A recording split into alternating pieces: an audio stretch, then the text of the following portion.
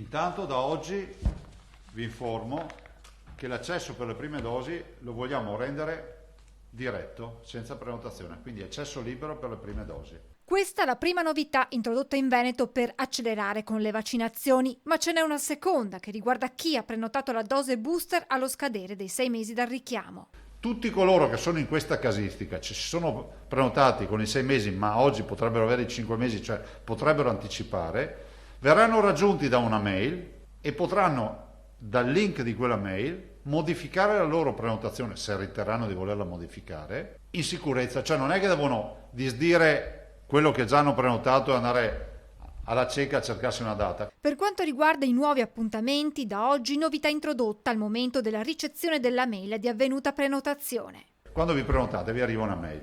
In quella mail troverete un link, tra oggi e domani lo troverete, che vi dice: se tu mai volessi cambiare la tua prenotazione, clicca qui. Vaccinazione che ha cambiato il volto della situazione nei nosocomi veneti. A parità di contagi, spiega Zaia, le ospedalizzazioni si sono ridotte ad un quarto. Oggi in Veneto si contano 658 ricoverati, esattamente un anno fa erano 3.200.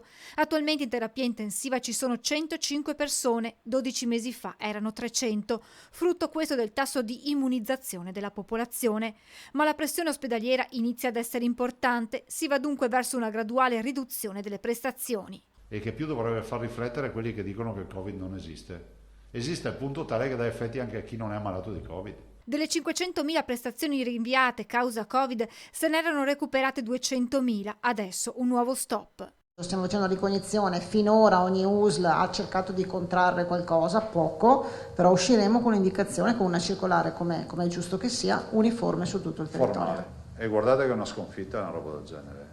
Intanto nelle prossime ore dovrebbe arrivare il via libera di AIFA per la vaccinazione per la fascia 5-11 anni. Tra mercoledì e giovedì l'assessore Lanzarini incontrerà i pediatri di libera scelta per pianificare il loro intervento in questa nuova sfida che dovrebbe prendere il via dal 23 dicembre. La scelta di vaccinare i propri figli compete solo ai genitori dopo essersi consultati con il medico di fiducia, precisa Zaia, che poi aggiunge: Io resto convinto che gli adulti non debbano scaricare il problema sui bimbi. Perché quando vedo che abbiamo ancora il 20% di adulti da vaccinare, ritengo opportuno sottolineare che prima di pensare che il problema venga risolto dai bimbi è meglio che gli adulti si rimbocchino le maniche e pensino di vaccinarsi.